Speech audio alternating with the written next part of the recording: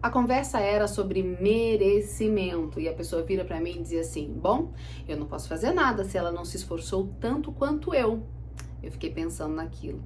Deus sabe o quanto eu fujo de treta, tenho uma preguiça danada, mas não deu para ficar quieta naquela hora. Estávamos falando naquele momento sobre meritocracia e o assunto era justamente as mães. Mães solo ou não, que conseguiam estudar e trabalhar e ainda assim dar uma educação decente, boa para os seus filhos. A pessoa não conseguia entender junto comigo, e era muito difícil mesmo para ela entender, que eu e ela, por termos marido, já saíamos na frente quando o assunto era educação de filhos e possibilidade de trabalhar para além da função de ser mãe. Só pelo fato de que a gente tinha com quem dividir o peso da educação das crianças. Na cabeça dela era tudo sobre força de vontade, esforço.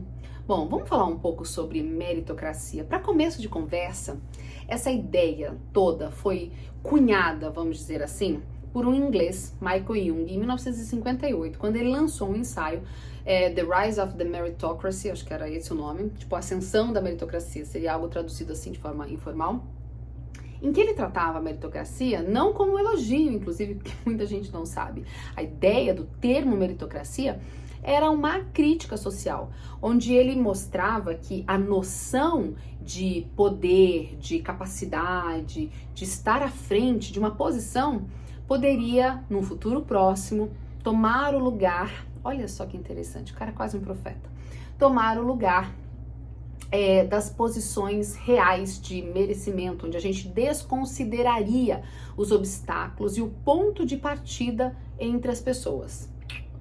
Se eu não me engano, a etimologia da palavra vem de meritum, que em latim significa poder, né, merecimento, com kratia, que é governo, ou seja, seria o governo ou poder pelo mérito, pelo merecimento.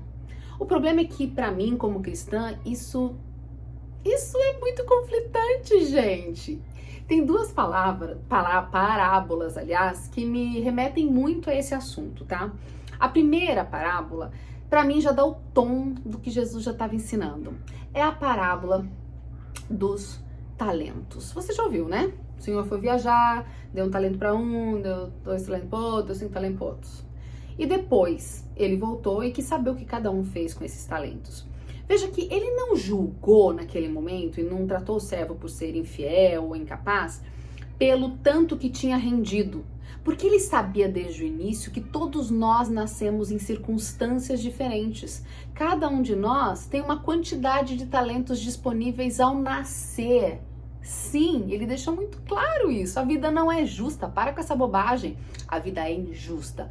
Algumas pessoas, merecendo ou não, nascem com mais talentos. Outras, também merecendo ou não, nascem com menos talentos. A questão é o que a gente faz com esses talentos ao longo da vida. Ou seja, ali na Bíblia já tem um ponto de partida.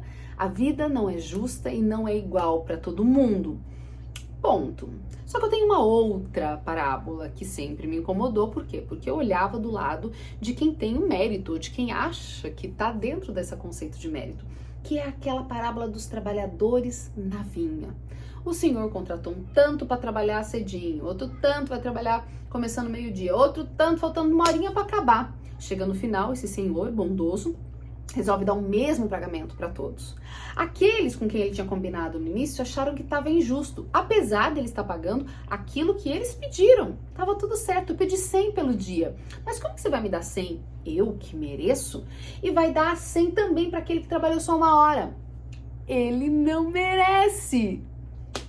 Rapaz, a gente é muito trouxa mesmo. Porque essa noção de meritocracia, ela vai absolutamente contra a noção de graça. No final das contas, essas duas parábolas me lembram que para além de eu merecer ou não, para além de eu ter habilidade ou não, é tudo sobre o Senhor que deu os talentos, o Senhor que pagou pelo seu esforço. É sobre graça. Na concepção de meritocracia, eu tenho porque eu fiz por onde. Acontece que nós não saímos todos do mesmo lugar. Só o fato de ser branca numa sociedade racista como a nossa, eu já saio, quilômetros na frente de outra mulher que é negra. Pelo fato de eu ter pai e mãe, de eu ter crescido dentro de um lar com carinho, com amor, eu já tô na frente de tantas outras pessoas que do mesmo sexo ou da mesma condição social não tiveram pai ou mãe.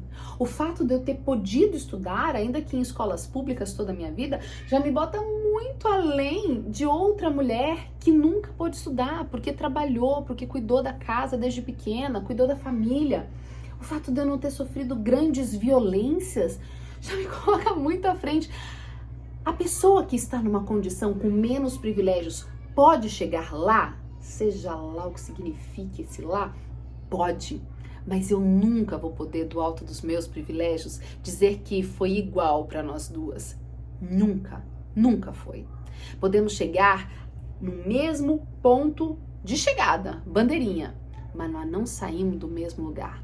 Nós não saímos do mesmo ponto de partida. Isso significa que muitas vezes essa pessoa que chega junto comigo, que eu digo, viu, que força de vontade, que isso e aquilo, ela teve que se esforçar muito, mas muito mais do que eu. Só pelo fato de eu ter tido menos barreiras atrapalhando o meu segmento. Quando eu olho para essas histórias ou para essas pessoas que arrotam a sua mérito, eu mereço, eu tenho isso porque eu mereço, eu tenho isso porque eu fiz, eu fico pensando na nossa insensibilidade cristã de olhar ao redor e perceber que quando eu bato no peito e digo que eu mereço e aquele não merece, eu estou desconsiderando muitas vezes o cenário em que aquela pessoa cresceu e viveu boa parte da sua vida. Eu estou desconsiderando os esforços muito maiores que a outra pessoa teve que fazer e que eu não tive só pelo privilégio básico de cor, de sexo, de família. Quando a gente ignora a graça, que para mim é o fator preponderante nessa equação, eu tô dizendo que são os meus próprios merecimentos que me levaram a alcançar determinada coisa. E eu ignoro o fato de que nada vem sem a vontade e a permissão dele. No final das contas, não tem meritocracia para o cristão. É tudo sobre graça.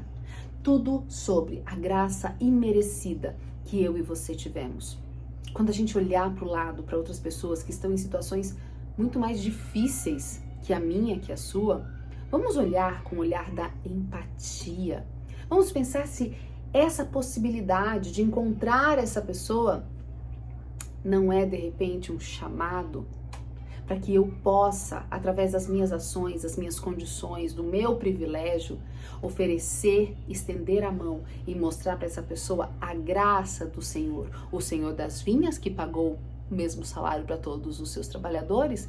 O Senhor dos talentos, que dividiu de forma não igual todos os talentos. Será que a gente consegue ter essa empatia? Ou a gente vai continuar arrotando no peito os próprios méritos e deixando de reconhecer a graça de Deus? O que você acha? Comenta aqui, quero saber a sua opinião.